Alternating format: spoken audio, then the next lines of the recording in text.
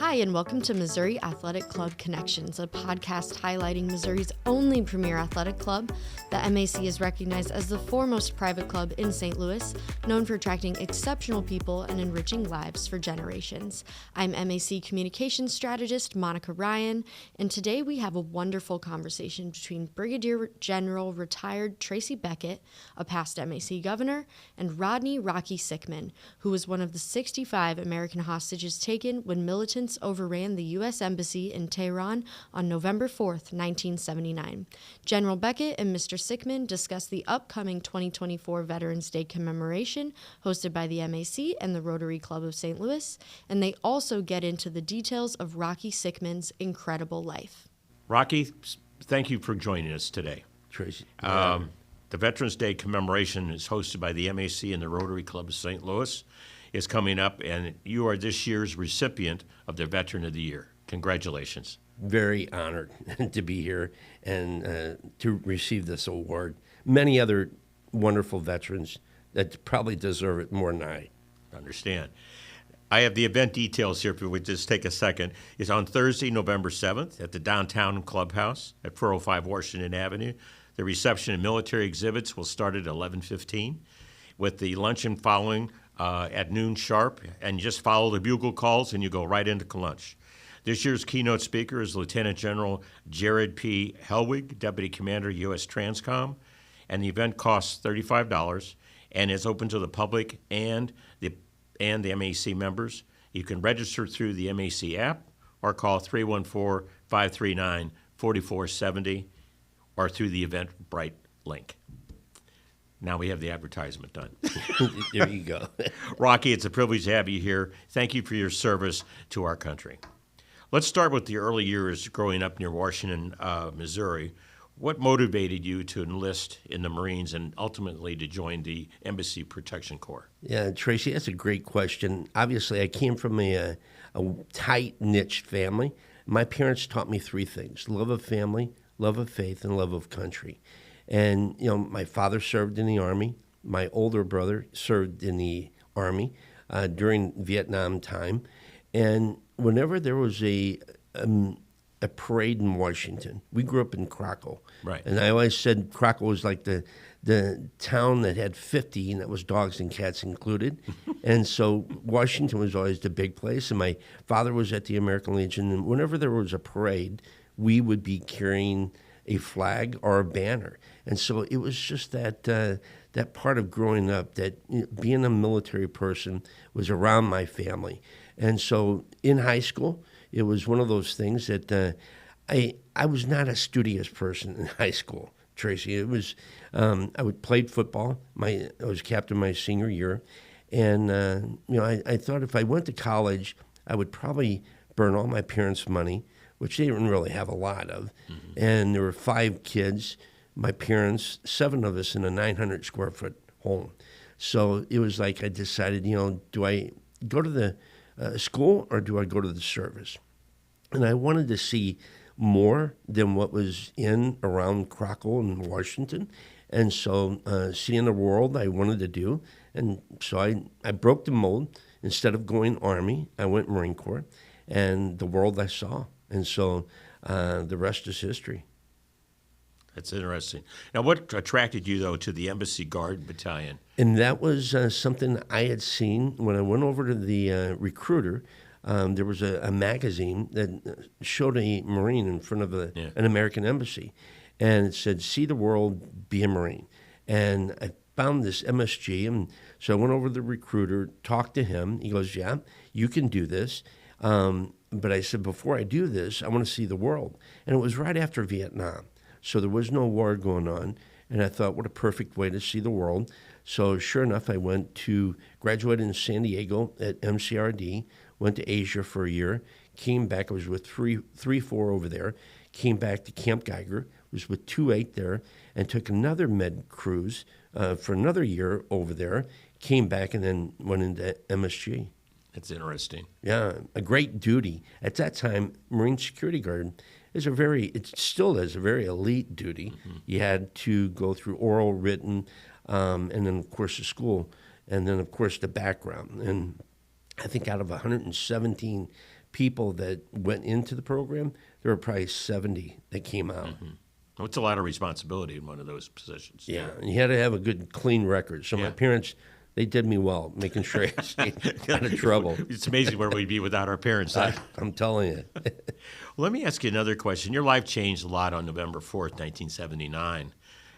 What was that day like, and did you anticipate anything like that happening? Well, just a little back history. The Shah of Iran had been there till January of 1979, Tracy, and he then fled. Ayatollah Khomeini came into power, the Islamic Republic of Iran. 2 weeks prior to November 4th, President Carter receives information from a staff meeting that the Shah was needed to come into the United States. So at this meeting, President Carter tells his staff, if I bring the Shah in, what are you going to say when the Islamic Republic of Iran takes our people hostage? So that morning of November 4th, I had just gotten off guard duty that morning. I had 11 to 7. I got all cleaned up, and November 10th is the Marine Corps birthday.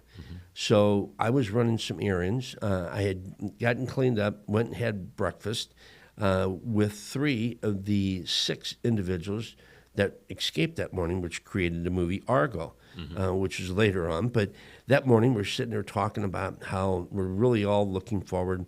Other embassies were going to come over to the Marine Corps Ball. I went down to the Chancery, which is the main embassy building. It was a 23-acre compound. I walked out of the Chancery into the motor pool to get a vehicle. And at this point in time, there had been demonstrations, Tracy, every day prior to that 2 weeks when the Shah was allowed, expressing their frustration. And so I walk into the motor pool gate, and all of a sudden my walkie-talkie had recall. And it was probably about 30 yards away. I turned and looked at the front gate. And the one thing I will never forget, Tracy, is that morning, American embassies are there to, they're protected by the host government, Right. which was supposed to have been the Islamic Republic of Iran. That morning, I can tell you, there was no security, none whatsoever. They came over the wall. By this time, I'd already started to take off to the Chancery because all of our weapons were in the Chancery. Billy Gallegos was, he was on guard duty. He was securing the front door, saw me being chased. I squeezed in, we secured the door, and then we donned our shotguns and our snub-nosed .38. That's what we had to protect an American embassy. I can tell you that no American embassies are ill-equipped like what they were in 1979. Boy, that is a story. Well, That's not very effective. It is one of those things, Tracy. I mean, the story then continues that, obviously out of the 13 Marines, 7 Marines made it into the Chancery. Because once you close that door, nobody's getting in and nobody's getting out. So at this point in time, you're sitting, I had post 1, which is the front door. I just came in. I'm in civilian clothes, but I'm loading my pistol. And again, your adrenaline is pumping.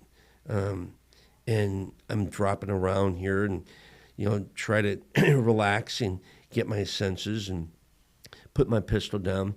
I load my shotgun, drop a shell, and you're loading it. And by this time, they're banging on the front door, chanting "Death to America." And you're sitting there thinking, all right, how long is this going to be before this door comes in? So I radioed, and 3 Marines came to assist because we didn't know what was going to happen. I mean, this is like, it had never happened before, where a country comes in. It's not a small force of terrorists. This is the whole country of the Islamic. So they were supposed to come and protect us. So all of a sudden, as they're banging on the front door and the plaster's falling from around the door, Billy downstairs radios and says they've gotten in. I'm the closest to the steps. I break away, run downstairs, and in boot camp they teach you how to put your gas mask on. When you The leave 9-second rule. And you know what? As I ran downstairs, had no idea I put my gas mask on. I mean, I get down there and hear Billy's pointing, and I can just remember the breathing through that gas mask where it went from clear to fog, clear to fog. And around the corridor at the end of the the hall, you see a bellow of smoke coming from where they tore out the bars, and all of a sudden 4 Iranian women in black chadors are being forced forward with Iranian men behind them, knowing that we would not shoot unarmed innocent women. And if we did, because you always sit there, it's been 45 years now, Tracy. This November 4th is 45 years ago this all happened. But, anyway, Billy and I, fingers on our sawed-off shotgun, were being screamed, don't fire, don't retaliate. And they slowly are pushing the women forward. We're slowly backing up to the steps. And tear gases pop. They remove themselves from the building. We go up to the very top. And at the very top is when we barricaded ourselves there. And like I said, 4 hours that we had waited for the host government, 4 hours. Yeah. We're in the capital of Tehran. Nobody showed. Nobody showed. So President Carter at that point in time said to give ourselves up, and they would get this resolved with diplomacy. And that was the day of November 4th, 1979, when 66 Americans were stripped their freedom, their dignity, and their pride, known for the Iran hostage crisis, which lasted 444 days. Yeah, that 444 days is a long, long time. Is there anything you could have done differently to avoid that? It doesn't sound like you could have. Well, other than pull the trigger. And that would have probably caused more problems. And I met General Mattis one time, Tracy, and General Mattis, I had a personal meeting with him, and he said, Rocky, you did what you were told to do. And I said, yes, sir, but I feel like by not doing anything, here we are fighting the war on terror that started the day of November 4th. Right. Because you look at that, 45 years later, look what's happening in the Middle East. Yeah, just look at the news today. It's ongoing. And so they got away with it, Tracy, that day of November 4th. And they have just gone rampant ever since. A Muslim is not born with hatred. They're taught hatred. And they have been teaching to hate us. Every November 4th, our flag is burnt in their country. And every January 20th, our flag is burnt. And probably they're being burnt right now as we speak. When you were going through all this, there's a lot of psychological and physical trauma that you went through. How did you manage that? How did you get through day to day? I think I was so young, naive, stupid, that as a young kid, which it was probably good that the Marine Corps put a stipulation that as Marine security guard, NCO and below, you would not be married. And so I was not married, but being taken hostage, there's no training that can put you prepared to be tied to a chair for over 30 days. There's no training that does that. They do have a week-long escape and evade type of program, which did come about later. But there's no training to put somebody through after being able to run 7 miles a day and then all of a sudden be put into a room, your feet tied to the feet of the chair. As I sit here, I'm putting my feet up to the legs of the chair. That's what we were tied to, and our arms were tied to the feet of the chair, or arms of the chair. And that's what you sat for 30 days. You did not speak unless it was your interrogation. And many of the viewers probably have gone through difficult times. This was a very difficult time for me. I mean, I had no freedom. I had no, opportunity to get up, get a glass of water when I wanted to walk outside. But I relied on, again, as my parents taught me, love of family, love of faith, and love of country. I relived my childhood in Crockle, Missouri. I prayed. I'd never prayed so hard in my life, Tracy. And I just remembered, the love of my family. Everybody, you're sitting there that first Thanksgiving. And I remember Thanksgiving. My parents, my mother making homemade bread, and my dad would make his little makeshift bar downstairs, put a board over top the wash machine, put a little bag. I mean, I'm reliving how they would always prep, and our family and our relatives would all come over and we would celebrate. And I'm remembering this as I'm sitting in the corner of this room. I had to go to a happy place. And so that was a huge piece. And plus, I'd met this young girl right before going over, Jill.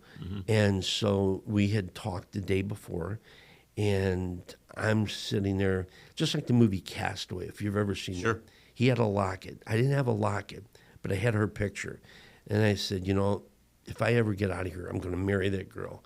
If I ever get out, if she's still there.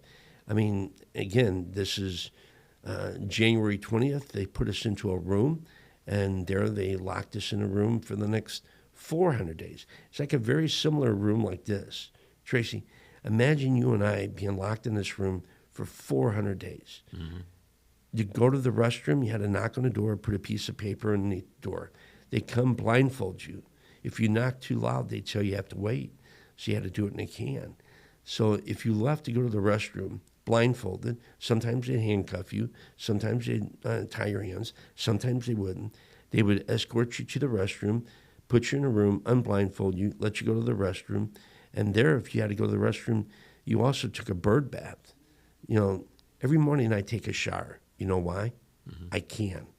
I mean, back then, you didn't have that opportunity. Right. So it was a life survival piece. It's an amazing story. Now, have you been able to share in post-Vietnam period in Iraq and Afghanistan, a lot of veterans coming back with post-traumatic stress? Have you been able to share your experience of how you cope with that? I can tell you when I was first tied to the chair those first 30 days, Tracy, I'm sitting there, it's 1979. The Vietnam War ended in 75. Right. All those guys came home, guys and ladies, and they were spit on. Nobody cared about them. And here I was tied to a chair thinking if nobody cared about these thousands of military men and women that served, who's going to care about 66 people? Little did I realize that, people were. But yes, I have spoken to many people since coming home about my experience. There were 66 Americans, and there's 66 stories. As there all the veterans, they have stories. But yeah, when you're stripped of your freedom like that, how do you not have post-traumatic stress? But there is a way to deal with post-traumatic stress in a positive sense. And I guess my way was always to be able to talk about it. A psychiatrist taught us that when we came back. I didn't understand it when he first told us, but it wasn't until later on. And plus with my wonderful wife, which Jill, she waited for me. And so when I came home, she said, either me or the military, you got to choose. I chose wisely. I chose her. And so, but I've still been able to work with the military because she knows that's my passion. And so she's really, thank goodness for Jill, or else I'd be in a ditch somewhere, still wearing green fatigues. I mean, without her, I would not be where I'm at right now. Well, that's a great testament to her and to yourself. Yeah. And as after going through a 34-year military career myself, I understand the value Yeah. of a spouse who really is in support of who we are. Incredible. It's because you don't make it without them. That's right. Now, you were released on January 20th, 1981, and during that period, right prior to that, there was a rescue attempt where we lost 8 of our service personnel. Did that have any impact on you? Did you know what happened? We did not know really what happened until after being released, Tracy. I call home, and they were starting to give us all this information, and Jill's telling me about all these 8 individuals that gave their life. And so you go back in time, and you wonder, now, where was that? And all of a sudden we realized that there was a time of April 25th, where we were in our room, and they always told us if the United States ever attempts to rescue, they were going to shoot us before they rescue us. Well, the night of April 25th, you could tell something was happening in the corridor. People were running back and forth. In the back of the embassy, you could hear vehicles drive radically.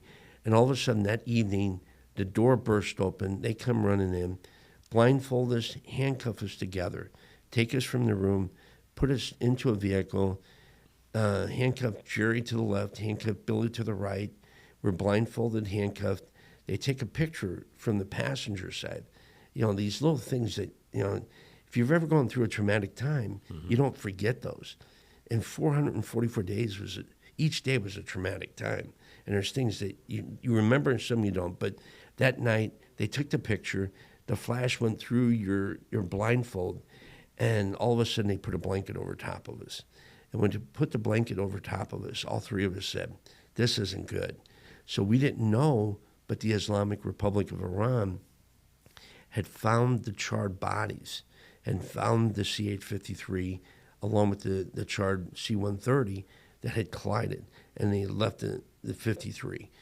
So they moved us. By the morning of April 25th, all the Iran hostages were at the American embassy. By that evening, all the Iran hostages were spread around the different cities within the country of Iran. So there was no way that they were going to be able to find us. So it wasn't until probably 2 months later or something like that, one of our guards that we called Santa Claus, he's a little guy, he comes walking in, and again, whenever the door opened, you jumped and you stood up, be prepared. He comes walking in, had a New York Times magazine, and opens the centerfold and said, this is what your country is trying to do to you. And he closes it, and that's about the time that you had. And he walks out. So there's Billy, Jerry, and myself, and we sit down and say, what did you see? This is what I saw. What did you see? And we saw the CH-53, and we saw that there was a burnt piece, and there were some hostages, and then there were some other people. And so we were the only ones that were driven to this other location. So we thought there was a rescue operation, and people got released, and we were still there. So it was the worst feeling. It wasn't until I came home, like I said, that I heard about these 8. And, you know, those 8 individuals, each year, Billy Gallegos, that was locked in a room with me, we go to Oklahoma, and we meet up with the remaining guys. 2 weeks ago, I just came back from Oklahoma, where we met with the remaining guys that were on the rescue operation. And these were guys that had the guts to try, Tracy. Think about this. That's like we take an embassy in D.C., and the country overseas says, we're going to go rescue our people. I mean, April 25th, 1980, these guys put together motorcycles, Jeeps. They didn't have the equipment. They had just started to learn night vision goggles. Right. I mean, these guys had the guts to try, and they made it 3/4 of the way into Iran to come get us. Iran didn't even know. So it's, you know, what they created was SOCOM and CENTCOM. But I can tell you every morning I wake up, Tracy, it's I think of those 8. I earn each day in memory of those 8 because those 8 would never have a chance to go fishing with their son. Those 8 would never have a chance to go walk their daughter down the aisle. Those 8 would never be able to hold their grandkids as I have. So each day I try to earn it and tell the story of what they did. That's amazing. And that's a story that needs to be told. Oh, absolutely. Absolute sacrifice. Yes. For God and country and for fellow service members. Yes, sir. You just answered about our question about are you in contact with the other hostages. Do you get with the group on a regular basis other than with the 8 that were lost? You know, out of the 52, because I said there were 66 taken, we didn't know until 444 days later. They came into our room the night of January 20th, 1981, after 444 days. You didn't see any light at the end of the tunnel. And they had taken our shoes from us in March of 1980. And so they gave us these little open-toed sandaled shoes. And they were, I think the ones I had were size 6. I wore a size 9. They didn't want you to have something that you could run with. It was just, flip-flop around. So that night they came into our room, January 20th. They blindfolded us, take us outside. It was snowing. I can remember the snow going through my open-toed shoes. And I can remember the snow falling in and, opening my mouth and the snow falling in my mouth. And they put us onto a vehicle. Vehicle drives off, makes a right-hand turn, and you hear a sound of a jet engine. And your heart is pounding. You had prayed for this opportunity. You had cried for this opportunity. You had hoped for just another chance in life. And all of a sudden, the vehicle stops right behind the plane, and the force is pushing on our vehicle, and you can hear them chanting "Death to America."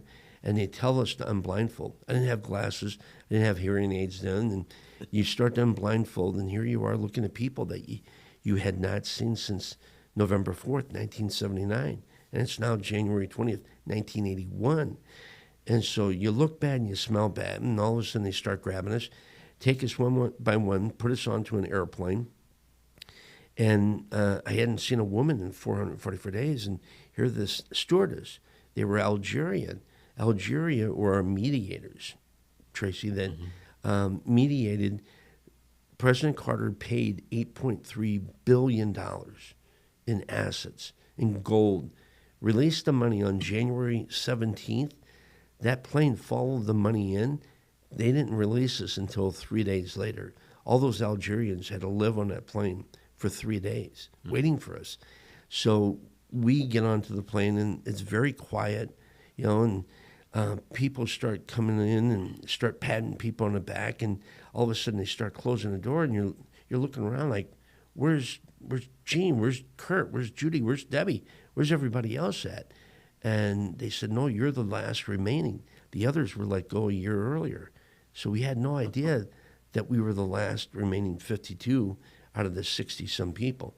And so that's where, obviously, coming home, being with them, out of the 52, there's only 30 of us that still live. It might even be less than that now. But, the Marines, we stay in contact somewhat, and then a couple of the State Department people. So we used to have reunions years ago, but, the Marines, we were 22, and State Department were like 55. Yeah. So when you start tacking 45 years onto that, age is getting up there.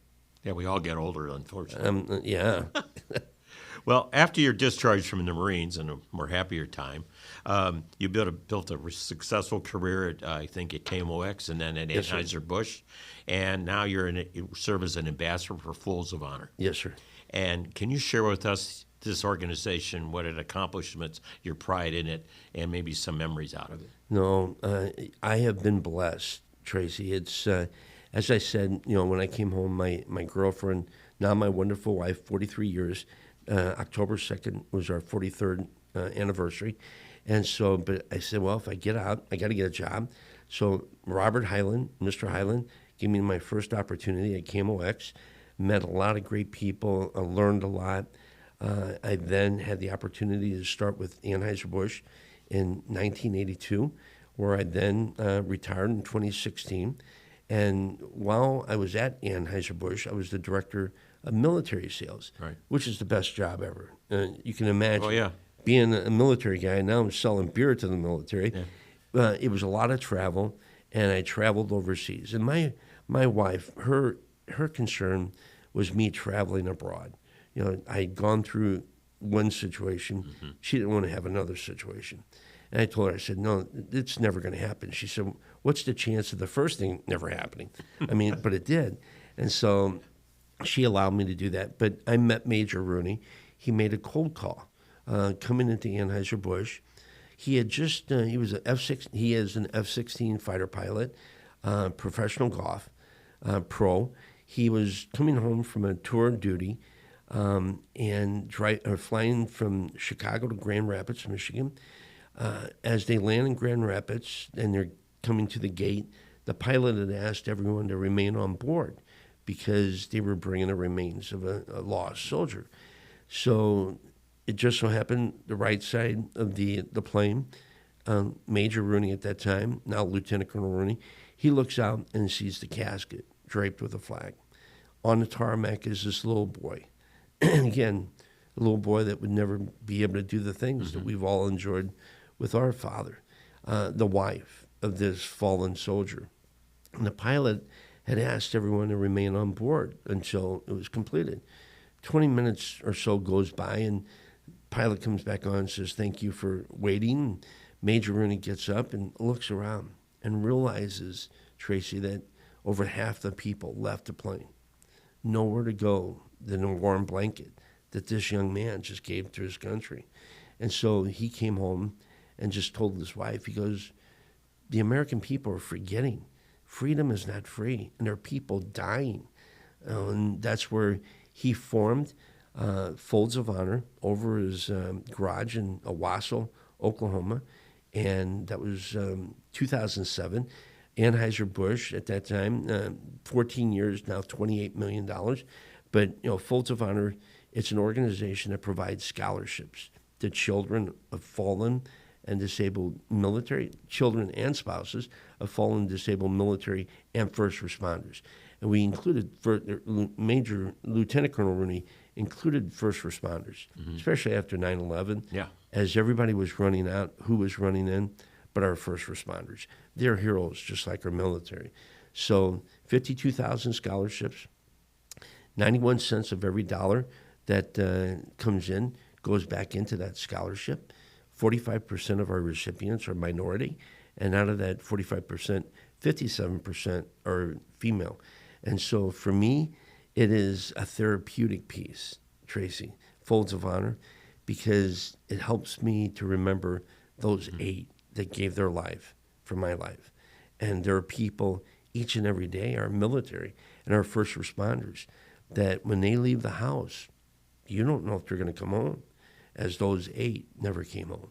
So it's very rewarding for me to be able to continue to tell the story and get people to remember and donate to Folds. So if any of the viewers want to make a donation, they can go to foldsofhonor.org, and they can become a squadron leader. And what's a squadron leader? But make a donation of $13 each month.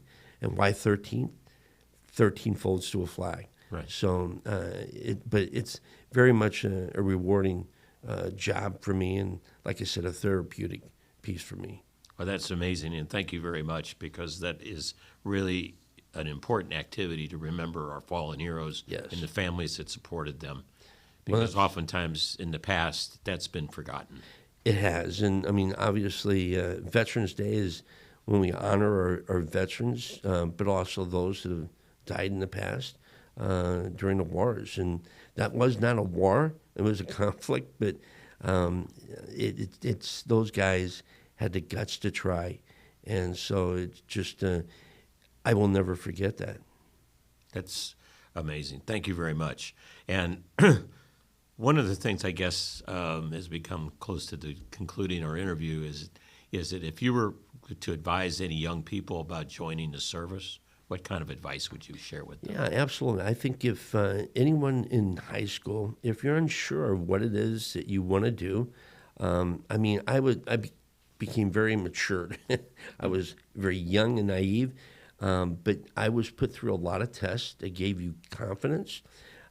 I can tell you that if ever I have to do something now, Tracy, I think of my worst time of when I was held hostage, and that was when they put us up against the wall and put 3 rifles to the back of my head. And I feel like if I was able to go through that, I can do anything. If I have to speak to 1,000 people, I can easily do that after going through that. So, I mean, the military, it teaches you confidence, camaraderie, teamwork. But, if you're not interested in going to college isn't for everybody. You can learn some great trades. A military installation, I always like to tell people, a military installation is a city within a city. Just like here in St. Louis, you have Scott Air Force Base. Scott Air Force Base is like a little city within the Belleville area. And they have all the same jobs and skills. You're just wearing a different uniform. And you're learning a different skill, and you travel and see the world. So what a great opportunity it was for me. It was hard on my poor parents, and now being a parent, can't even imagine if my son, imagine if your son was taken hostage, what my parents went through. But you know what? It's all of our first responders, everybody. But the military was a great piece for me, and I'm glad I did it. And the United States Marine Corps was definitely something that helped me to get through some difficult times. Well, that's a testament to your personality and for your training and to the Corps. Yes. So, Rocky, you embody the spirit of our hometown hero, which we really appreciate. We want to thank you for your unwavering commitment, both to your country and to your continuous support of the memories of the families of those fallen 8 service members who were on the rescue attempt, and for all the other work you're doing with the families with Folds of Honor to keep their memories alive and allow them to pursue their lives after someone has fallen. Thank you, Tracy. Congratulations again on being the Missouri Athletic Club 2024 Veteran of the Year. We look forward to seeing you on November the 7th. And just for those who are listening, again, November the 7th is the day of the event. Military exhibits at 11:15. At 12, you will hear bugle calls. You will be brought to the dining room up at the Missouri Athletic Club at downtown location. This year's keynote speaker is Lieutenant General Jared P. Helwig, who's the Deputy Commander of U.S. Transcom over at Scott Air Force Base. The event costs $35. It is open to the MAC members and to the public, either through the MAC app or call 314-539-4470 for your reservation or through the Eventbrite link. Thank you very much, Rocky, for being with us today and sharing your experiences and for being our Veteran of the Year. I'm very honored. Thank you so much, Tracy. Yeah, thank you, sir. Thank you.